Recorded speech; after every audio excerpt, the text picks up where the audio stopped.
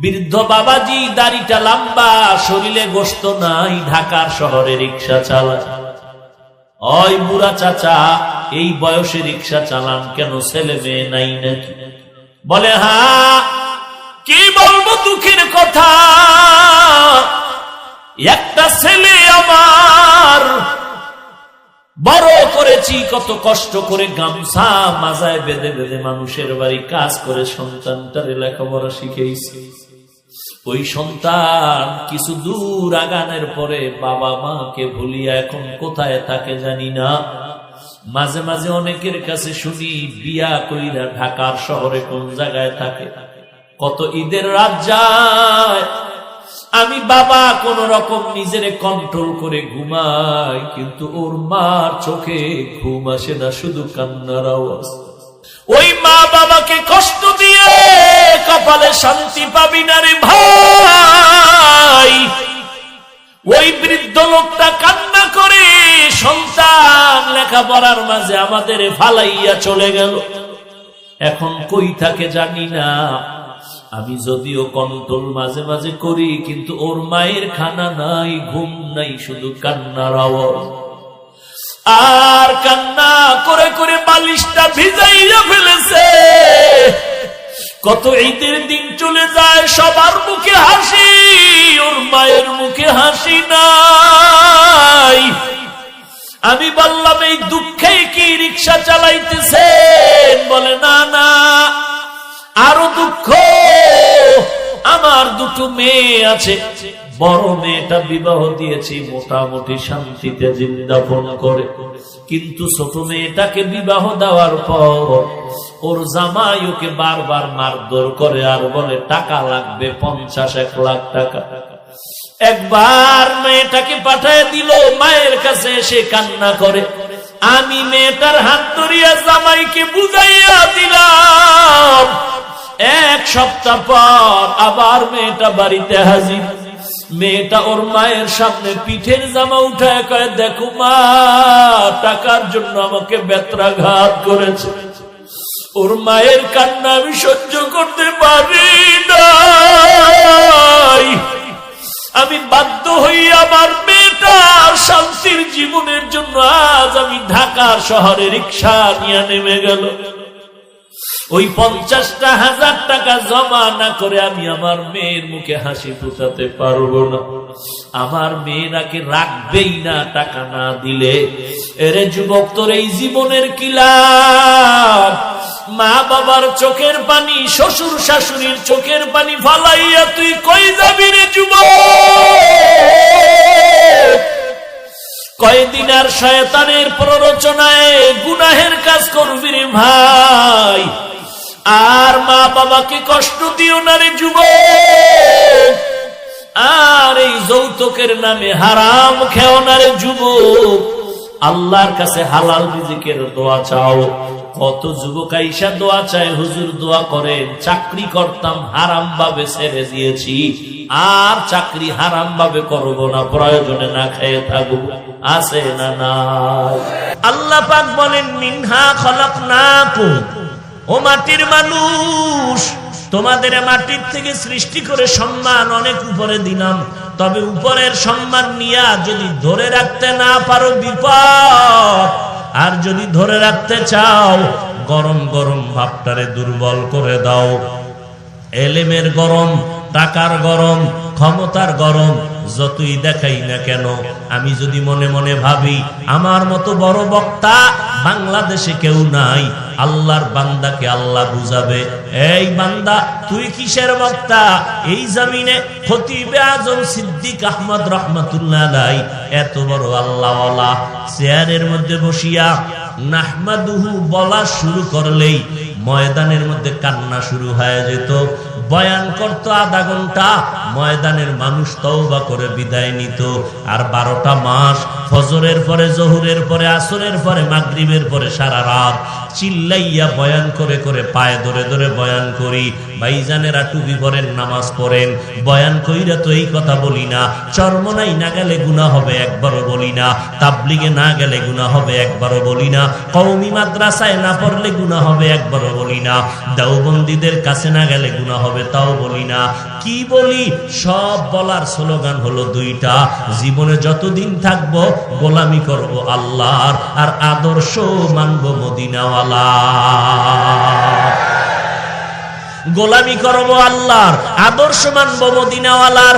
আর কোন নেতার আদর্শ মানি না, কোন মুরব্বীর আদর্শ মানি না। তবে আমি আল্লাহর গোলামি, নবীর আদর্শই যদি মানি, তাহলে কেউ প্রশ্ন করবে, হাফিজ ভাই আপনার কথাটাকে অত্যন্ত ধন্যবাদ, ওয়েলকাম জানাই। যদি আল্লাহর গোলামি করেন, নবীর আদর্শ মানেন, পীরের কাছে যাব কেন, তাবলিগে যাব কেন, মুরব্বী মানব কেন? ওরে ভাই ভালো করে শুনে নাও, যে আল্লাহর গোলামি করো, আমার নবীর তরিকা মানবে, আমিও যেমন আল্লাহর বন্ধু, ওই বান্দাটাও আল্লাহর বন্ধু। আল্লাহর বন্ধুদের কাছে যাওয়া কোনো অপরাধ না, বরং আমি আল্লাহর গোলামি করব, নবীর তরিকা মানব। আমি আলেম হইয়া যাব কেন? একজন আল্লাহওয়ালার কাছে যাওয়ার মানি হইল আমি তো এলেম শিখলাম, কোরআন হাদিস পড়তে জানি, আমার তো আলেমের আল্লাহওয়ালার কাছে যাওয়ার দরকার পড়ে না, আমি তো কোরআন হাদিস পইরা পইরা আল্লাহর গোলামি, নবীর তরিকা মানতে পারি। আমি আলেম হইয়াও কেন মুরব্বির কাছে যাই? তার একটা কারণ হলো, আমি হাফিজুর রহমানের জিহ্বাটা ওই পরিমাণ পবিত্র না, আল্লাহওয়ালার জিহ্বাটা যেই পরিমাণ পবিত্র, আমার চক্ষু দুইটা ওই পরিমাণ পবিত্র না, আল্লাহওয়ালার চোখ দুইটা যেই পরিমাণ পবিত্র, আমার হাত ওই পরিমাণ পবিত্র না, আল্লাহওয়ালাদের হাতটা যেই পরিমাণ পবিত্র। কারণ রাতারাতি আল্লাহওয়ালা হয় নাই, এরা জীবনটাকে মেহনত আর মুজাহাদা করতে করতে, তাকওয়ার লাইনে দৌড়াইতে দৌড়াইতে, এরপরে তারা আল্লাহওয়ালার রাস্তায় এসে হাজির হয়ে গেছেন। আমি হাজারবার মুনাজাত করি, চোখে পানি আসে না, আর আল্লাহওয়ালা একটু তাকাইলেই চোখে পানি আসে, তার বয়ান শুনলে পানি আসে, আর আমি বয়ান করি, মানুষের চোখে পানি আসে না, আমি নিজেও কাঁদতে পারি না, মুনাজাতে আমার কান্না নাই, মানুষ কি কাঁদবে? আর আল্লাহওয়ালা যারা, এদের মজলিসে বসলে মানুষ জাহান্নামী থেকে জান্নাতি হইয়া তওবা করে বিদায় হয়ে যায়। আমি আলেম, এই জন্য আল্লাহওয়ালার কাছে যাই।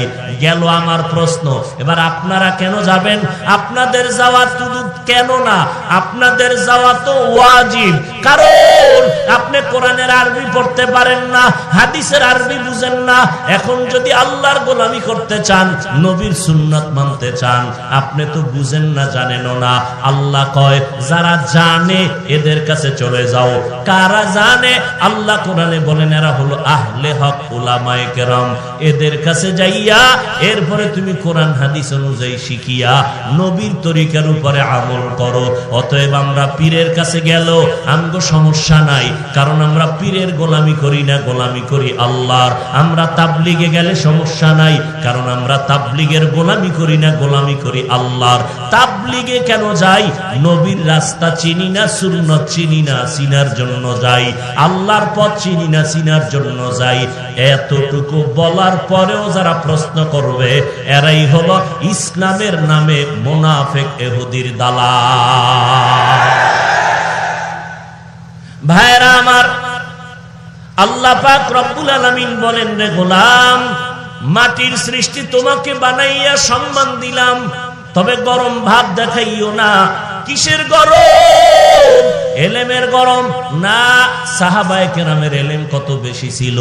আবু বকর, ওমর, ওসমান, আলী, এত এলেম, এরপরও তারা জীবনভর কান্না করেছেন। আমলের দুর্বলতা নাই, ইখলাস আর তাকওয়ার দুর্বলতা নাই। এত আমল আর ইখলাস নিয়া সারা রাত আবু বকর নামাজে কান্নার আওয়াজ, ওমরে ফারুকের কান্নার আওয়াজ, ওসমান রাদিয়াল্লাহু তাআলা আনহুর কান্নার আওয়াজ। আম্মা জান আয়েশা রাদিয়াল্লাহু আনহা বলেন, ওরে আবু বকর কেন, ওমর কেন, ওসমান কেন, আলী কেন? আমার নবী, যে নবীর কোনো গুনাহ নাই, ওই নবী আমি আয়েশার হুজরায় বসে বসে কান্না করেন। আমি একদিন আমার নবীরে জিজ্ঞাসা করলাম, ও নবী, আপনি কেন আমার হুজরায় বসে কান্না করেন। আমি আয়েশা কোনো বেয়াদবি করছি নাকি বলেন? আম্মা জান আয়েশার প্রশ্নের জবাবে নবী কান্না করে বলেন, আয়েশা তুমি কোনো বেয়াদবি করো নাই, কিন্তু আমি কান্নার কারণ, একমাত্র কারণ হাসরের ময়দানের ভয়ঙ্কর অবস্থা আমার অন্তরে আসছে, এই জন্য কান্না করি। কারণ হাসরের ময়দানটা এত বড় কঠিন হবে, এই জমিনটা হবে হাসরের মাঠ, সিরিয়ার জমিন হবে আল্লাহর বিচারালয়, আদালত। আল্লাহ তাআলা আদালতটা কায়েম করিয়া এরপরে আল্লাহ পাক রাগান্বিত আওয়াজ দিয়া একটা সাইনবোর্ড লাগায় বলবেন, লিমানিল মুলকুল ইয়াউম লিল্লাহিল ওয়াহিদিল কাহ্হার। ও আয়েশা, ওই দিন আল্লাহ পাকের এত রাগ, এত রাগ, আল্লাহর রাগান্বিত আওয়াজ। ওদিকে সূর্যটা থাকবে উপরে, আল্লাহ বলবে নিচে নেমে আয় সূর্য, তোর যত মুখ উপরে আছে নিচের দিকে করে দে, সূর্যের যত তাপ আছে জমিনে ছেড়ে দাও, সূর্যের তাপে জমিনটা তামা হয়ে যাবে, মানুষের মাথার মগজগুলো ভাতের মারের মতো ফুটবে, পায়খানার রাস্তা দিয়া পেটের গলিত নারী বুড়িগুলো পড়ে যাবে, ওদিকে জাহান্নামের আওয়াজ। মায়ার নবী বলেন, আয়েশা সমস্ত নারী পুরুষ থাকবে উলঙ্গ ওই হাসরের মাঠে, এত কঠিন অবস্থার কারণে যেই নবীদের কোনো গুনাহ নাই ওই নবীরা নাফসি নাফসি বলে কান্না করবেন। আদম নবী কাঁদবেন নাফসি নাফসি বলে, আর ঈসা নবী কাঁদবেন নাফসি নাফসি বলে, মুসা নবী নাফসি নাফসি বলে কাঁদবেন। একমাত্র আমি মুহাম্মদ ওই কঠিন দিনে উম্মতি উম্মতি বলে চোখের পানি ছেড়ে কান্না করব, ও আল্লাহ আমার উম্মতেরে বাঁচাও, আমার উম্মতেরে বাঁচাও। এরে গাজীপুরের মুসলমান, শ্রীপুরের মুসলমান, ওই নবী কেমন মায়ার নবী আমার, যেই নবীর শরীর মোবারকে মশা মাছি পড়া হারাম, যেই নবীর ঘাম থেকে মেশকের ঘেরান সূর্যের গরম লাগতে দেয় না, মেঘের খণ্ড ছায়া দান করে, নবীজি যেখানে কদম মোবারক রাখেন ওই জায়গা থেকে মেশকের ঘেরান আসতে থাকে। ও নবীর আশিকের দল, আজকে পায়ে হাত রেখে বারবার আমি তোমাদের বলি, ও আল্লাহর বান্দারা আমার দল আসো, দল করো, এই কথা তো বলি না রে বাবা, সব কথার একটাই বাবা, পায়ে ধরে ধরে বলি, মদিনার নবীর আদর্শের মালাটা গলায় লাগাও, 5 বেলার নামাজ পড়ো। আজকে আপনিও মুসলমান, আমিও মুসলমান, আপনার আল্লাহ আমার আল্লাহ এক, আপনাদের নবী আমার নবী এক, আপনাদের কোরআন আমার কোরআন এক, আপনাদের কাবা আমার কাবা এক, আপনাদের ধর্ম আমার ধর্ম এক, দুনিয়াতে সবাই আসছি এক, বিদায় বেলাটাও হবে এক। আমাকেও যেমন 3টা সাদা কাফন দেওয়া হবে, আপনাদেরও 3টা সাদা কাফন দেওয়া হবে। কে চরমনাই, কে কওমি, কে আলিয়া, কে ধনী, কে গরিব ভেদাভেদ নাই, 3টা সাদা কাফনে প্যাকেট করা হবে। কবরের সাইজও হবে এক, কবরে নিয়ে রাখার পর মাটি দিয়ে সব যখন চলে যাবে, 2 জন ফেরেশতা আপনার আমার কবরে আসবে, সবার বেলায় প্রশ্ন হবে 3টা, তাও হবে এক। রবের পরিচয় দাও, ধর্মের পরিচয় দাও, রাহমাতুল লিল আলামিনের পরিচয় দাও। এরে নবীর উম্মতের দল, ওই প্রশ্নের জবাব যারা দিতে পারবে, নবী বলেন তাদের কবর হবে রওজাতুম মির রিয়াজিল জান্নাহ, আর যারা জবাব দিতে পারবে না তাদের কবর হবে হুফরাতুম মিন হুফারিন নার। ও আল্লাহর বান্দারা, কারা জবাব দিতে পারবে? আমি হুজুর, গ্যারান্টি নাই।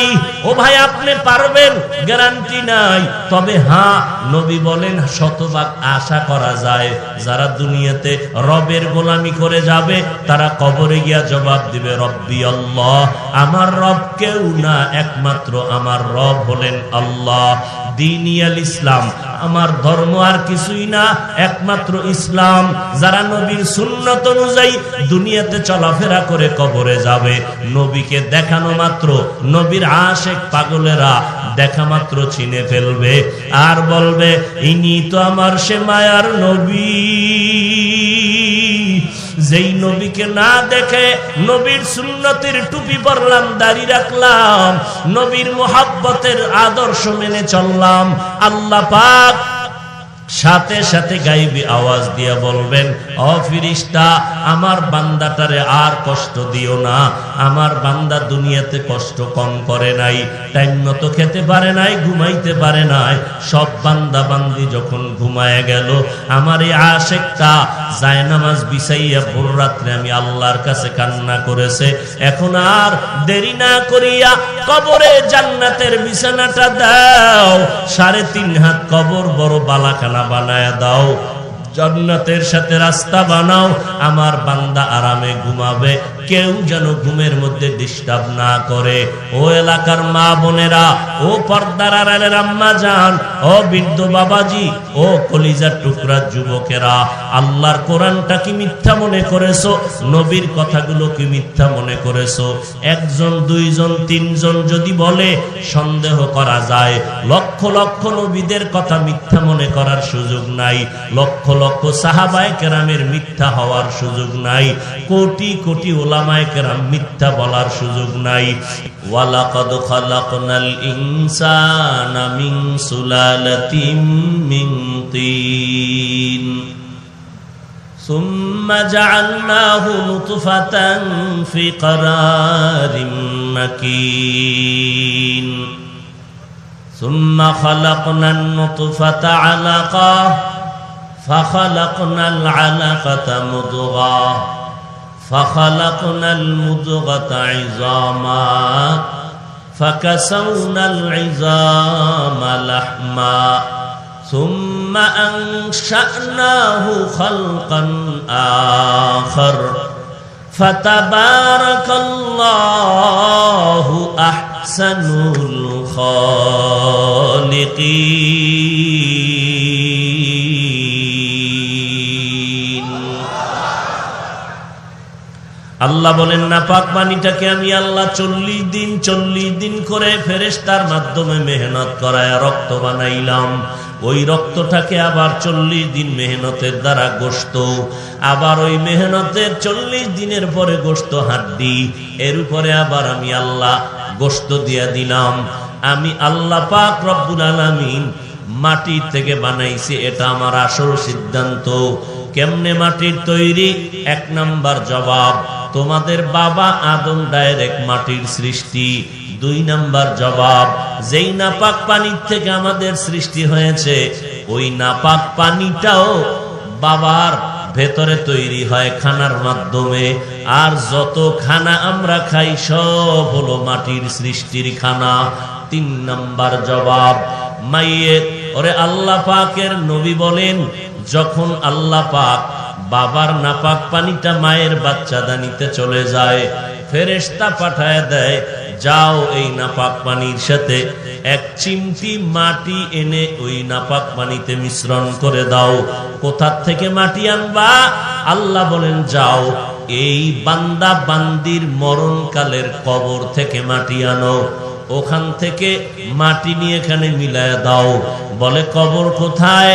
আল্লাহ বলেন, আমি গাইবের মালিক, এর কবর কোথায় হবে আমি আল্লাহ জানি, ওখান থেকে তোমরা মাটি এনে দিয়া দাও। আল্লাহ জানেন কার কবর কোথায় হবে, এটা আল্লাহ জানেননি? এই ক্ষমতা কি আর কারো আছে? নাই। আল্লাহ পাক ফেরেশতাকে বললেন, অমুক এলাকার অমুক জায়গায় যাও, এখানে বান্দার কবর হবে, ওখান থেকে মাটি দাও। প্রশ্ন হলো, যেই মানুষগুলো পানিতে ধ্বংস হয়ে গেল, লাশের অস্তিত্ব নাই, আর যে মানুষ আগুনে পুড়ে গেল, এদেরও লাশের অস্তিত্ব নাই, তাহলে এদের লাশই নাই, কবর হবে কোথায়? আর কবর না থাকলে এদের মাটি আনবে কোথা থেকে? প্রশ্ন হয় কিনা? মুফাসসিরিনে কেরাম বলেন যে আল্লাহ পাক রব্বুল আলামিনকে তোমরা ফাঁকি দিয়া প্রশ্ন করে আটকায় দিবা। আল্লাহর কি জ্ঞান এতটাই দুর্বল? আল্লাহ জানেন না বান্দারা প্রশ্ন করবে? আল্লাহ পাক জবাব ঠিক করে রেখেছেন। মুফাসসিরিনে কেরাম বলেন, যেই মাইয়েত বা মানুষ, প্রত্যেকটা মানুষের ভেতরে পিঠের দিকে একটা সোজা হাড় আছে যেটাকে মেরুদণ্ড বলে। এই পিঠের মেরুদণ্ডের নিচের অংশে মার্বেলের মতো একটা গোড়া আছে। মানুষ আগুনে শেষ হয়ে যাক অথবা পানিতে পচে গলে নিঃশেষ হয়ে যাক, ওই হাড়ের নিচের যে গোড়া, এটা কখনোই ধ্বংস হবে না। তাহলে আগুনে পড়ুক আর পানিতে মরুক, ওই গোড়াটা কোনো না কোনো এক সময় গিয়া মাটির সাথে মিশবে, আর ওই স্থানটাই হবে তার কবর। আর ওখান থেকেই ইসরাফিল সিংহায় ফুৎকার দেওয়া মাত্র মানুষ এখন যেই হালাতে মরল সুরতে, ওখান থেকেই হাসরের ময়দানে উঠে দাঁড়াবে। তাহলে এতক্ষণ যুক্তি টুক্তি দিয়া আল্লাহ বান্দাদের কি বুঝাইতে চাইলেন? তোমরা মাটির সৃষ্টি। কিসের সৃষ্টি? আমরা মাটির সৃষ্টি।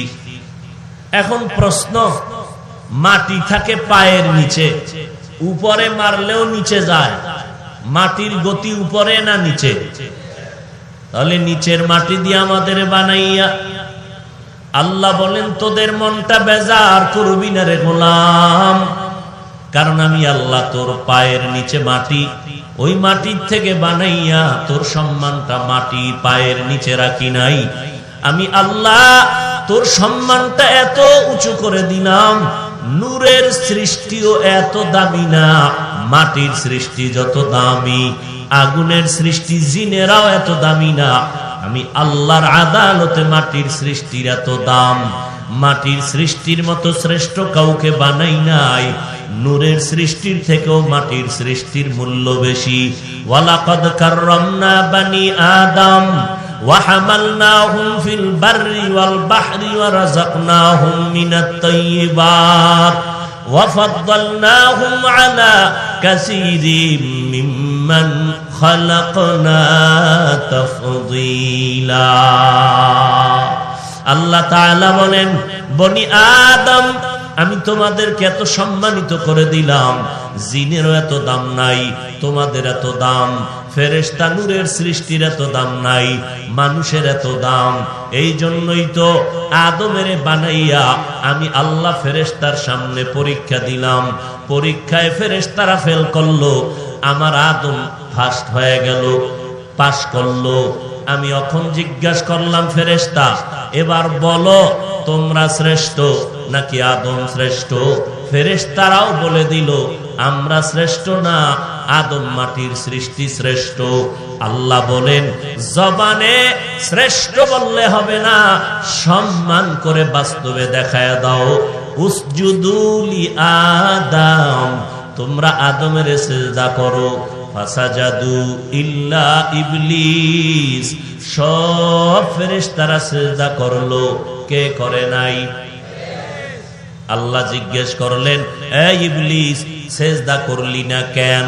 ভালো করে খেয়াল করেন, ইবলিস জবাব দেয়, ও আল্লাহ আমার যুক্তিতে মিলে না, আমার যুক্তিতে মিলে না। তোর যুক্তি কি?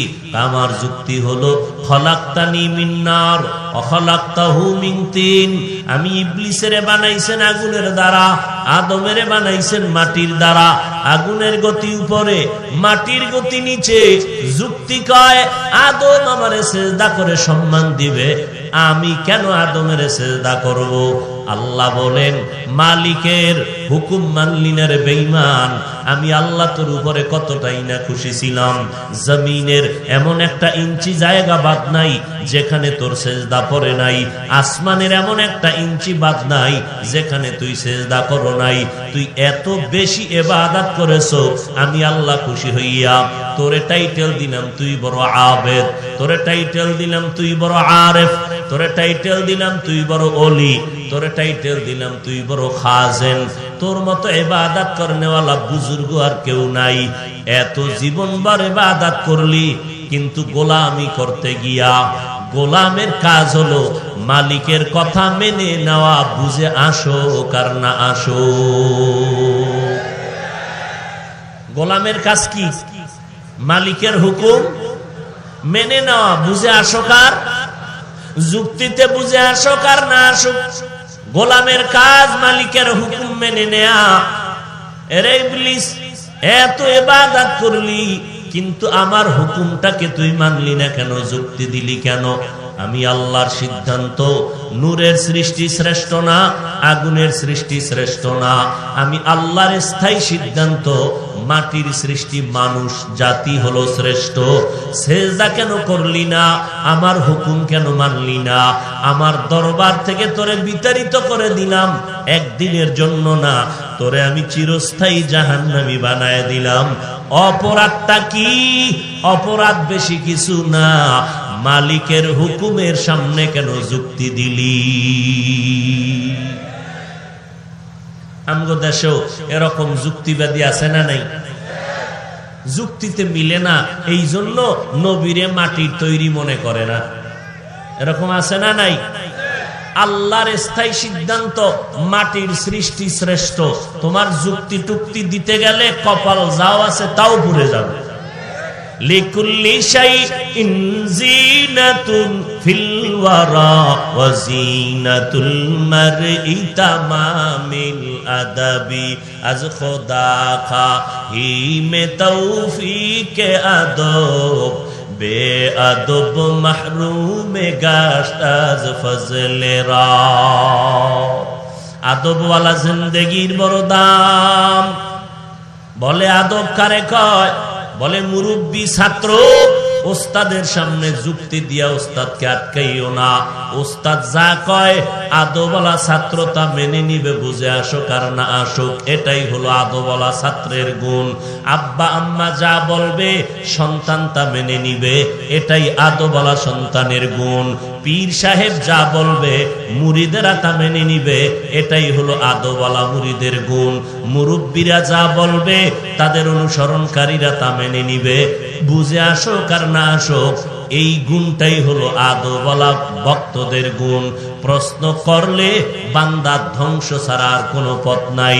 অতএব আল্লাহর মোহাব্বত নিয়া আল্লাহ তাআলা বললেন, আমার স্থায়ী সিদ্ধান্ত, ও মাটির মানুষ, তোমাদের আমি আল্লাহ মাটির থেকে বানাইয়া মাটির মতো সম্মান রাখি নাই, পায়ের নিচে সবার উপরে তোমাদের সম্মান দিলাম।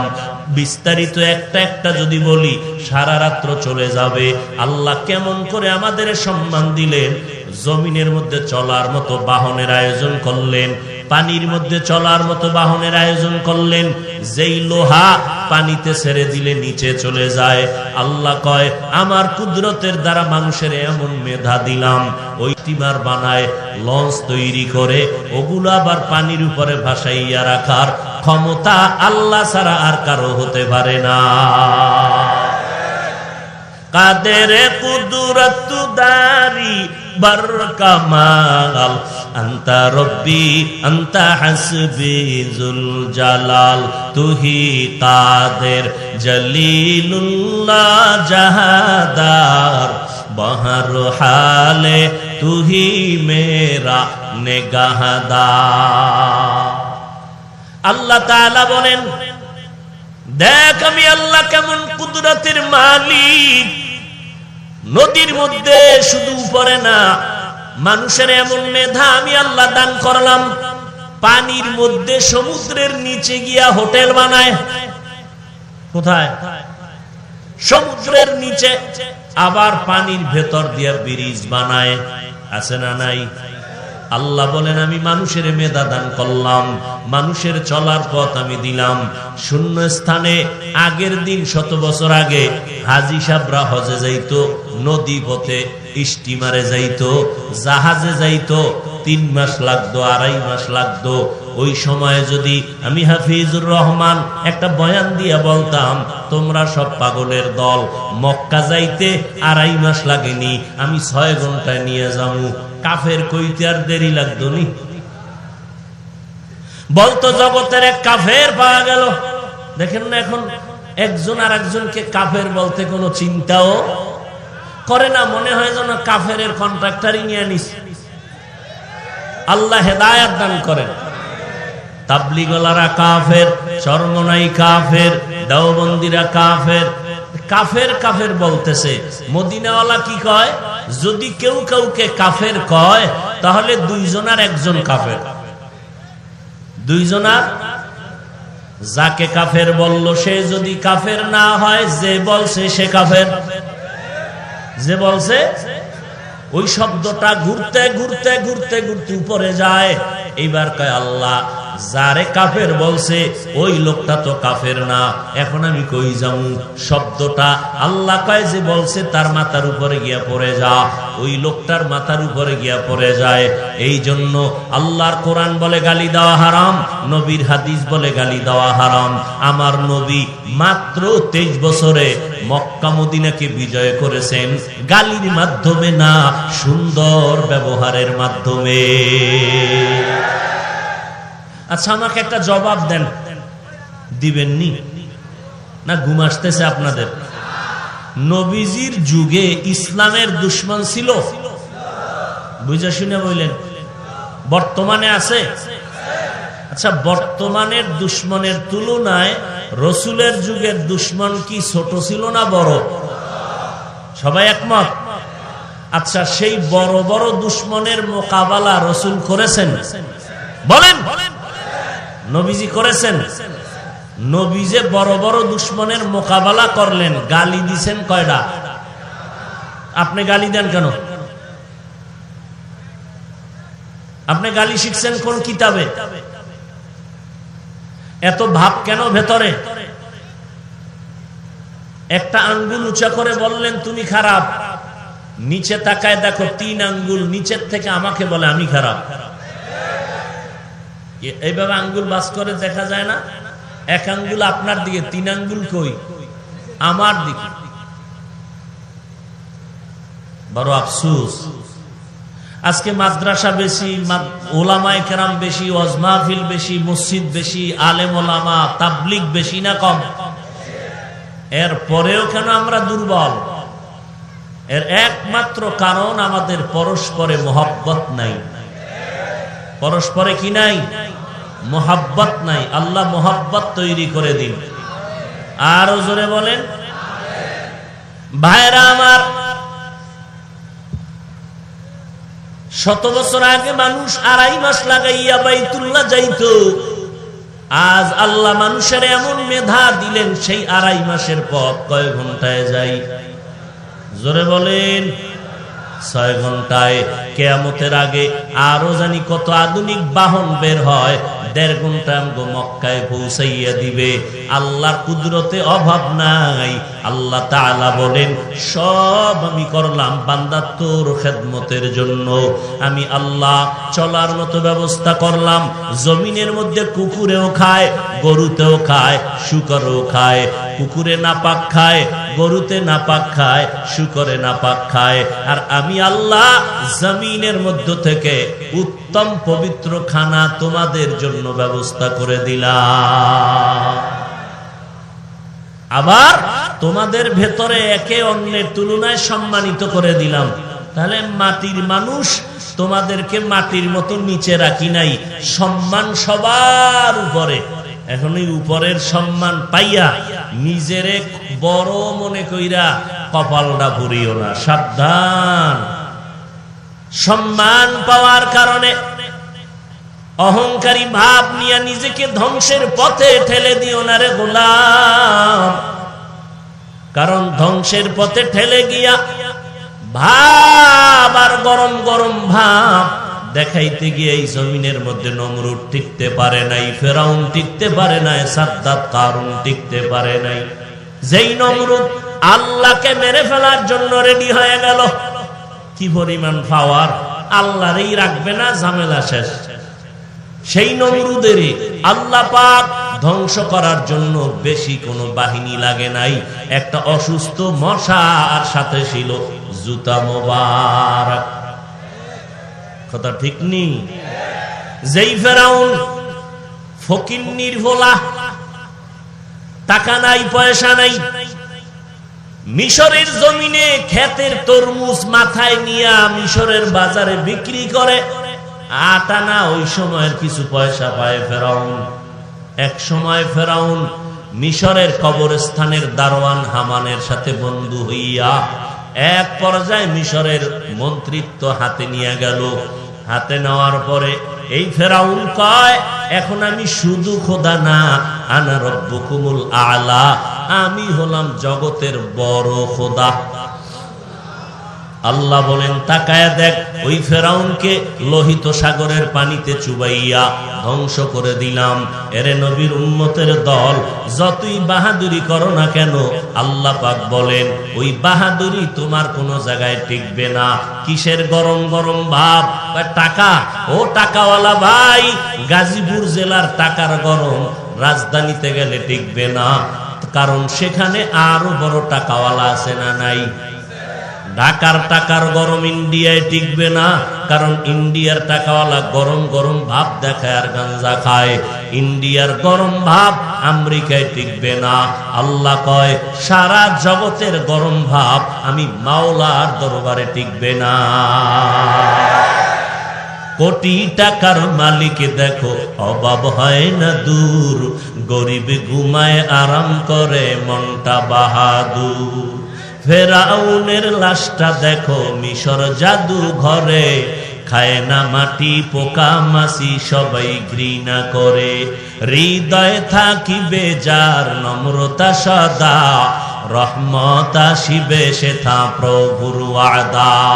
বড়র বড়াই থাকলে দিলে রহমত আসবে না, নিজেকে নিজে ছোট মনে করিও সদা। উঁচু জমিন থেকে পানি নিচু জমিনে যায়, তেমনি খোদার রহমত আসে নম্রতার হৃদয়। ভোগ বিলাসের বাড়ি গাড়ি পরে রবে সব, ভোগ বিলাসের বাড়ি গাড়ি পরে রবে সব। থাকতে সময় স্মরণ করো আল্লাহ আমার রব, আমাদের রবকে। এরে নবীর উম্মতের দল, এত বড় ক্ষমতার পাওয়ার ওই ফেরাউন, নমরুদ, হামান, সাদ্দাত, আজকে তাদের নাম নেওয়ার মতো কোন মানুষ জগতে আসেনি। আল্লাহ যদি ওদের নামটা কোরআন শরীফের মধ্যে না দিতেন, দুনিয়ার কেউ জানতো না ওরা কারা। আল্লাহ দিছেন কেন? এরে নবীর উম্মতের দল, ওই কোরআন সত্য, নবীর কথা সত্য। ও আল্লাহর গোলাম, নবীজি বলেন এই কবরে যাওয়ার পর যারা প্রশ্নের জবাব দিতে পারবে না, কারণ দুনিয়াতে যারা রবের গোলামি করে না, নবীর তরিকা মানে না, ইসলাম মানে না, এদেরকে যখন কবরে প্রশ্ন করা হবে তখন তারা বলবে হা হা লা আদরি, বড় আফসোস আমি কিছুই জানি না, কিছুই জানি না।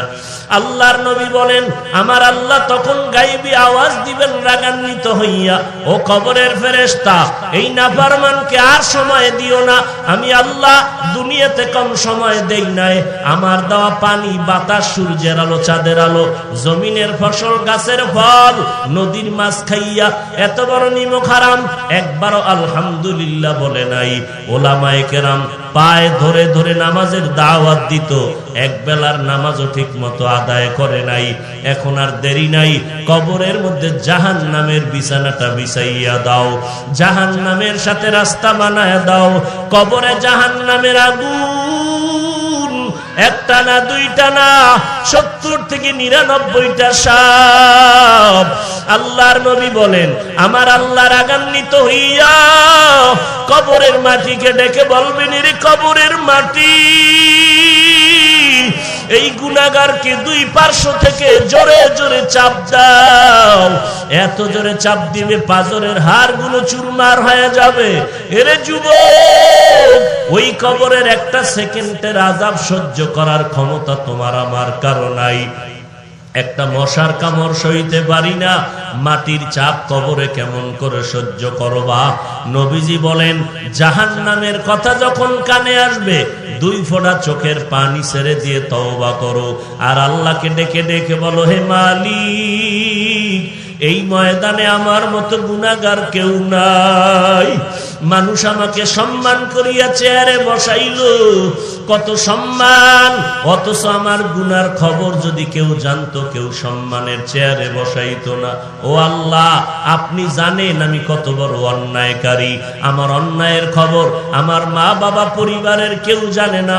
আয় আল্লাহ, আপনি জানার পরে রাগ করিয়া পানিও বন্ধ করেন নাই, বাতাস বন্ধ করেন নাই। ও যুবকেরা, স্কুলে পড়ো, কলেজে পড়ো, চাকরি করো, ব্যবসা করো, কোনো বাধা নাই, তবে আমার মাওলার মোহাব্বত নিয়ে নবীর তরিকা মেনে 5 বেলার নামাজ পড়ো, মা বাবার দোয়া নিয়ে চলো, ওলামায়ে কেরামের দোয়া নিয়ে চলো।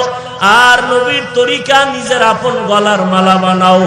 স্কুলে পড়া বন্ধ করা লাগবে না, চাকরি ছাড়া লাগবে না, ব্যবসা বন্ধ করা লাগবে না। তাকাইয়া দেখো ডানে বামে, তোমার আমার মতো যুবক স্কুল কলেজে পড়িয়াও নামাজ ছাড়ে না, বলো তুমি কেন পারবা না? তোমার আমার মতো যুবক র্যাব আর্মি পুলিশ বিডিআরের চাকরি করিয়াও নামাজ ছাড়ে না, বলো বাবা তুমি কেন পারবা না? তোমার আমার মতো যুবক ড্রাইভারি করে, শ্রমিকের কাজ করে, কৃষি কাজ করে, নামাজ ছাড়ে না, বলো তুমি কেন পারবা না? তোমার আমার মতো ব্যবসায়ী কোটি টাকার মালিক 1 টাকাও হারাম খায় না, নামাজ ছাড়ে না, বলো তুমি কেন পারবা না? কপাল বুঝি পুড়িয়া গেল, আজকে তোমার কপাল বুঝি পোড়া, আল্লাহ বুঝি বেজার। এখনো সময় আছে, অন্তর থেকে আমার মাওলার কাছে তওবা করো, কারণ মরণ যখন আসবে পালাবার উপায় নাই।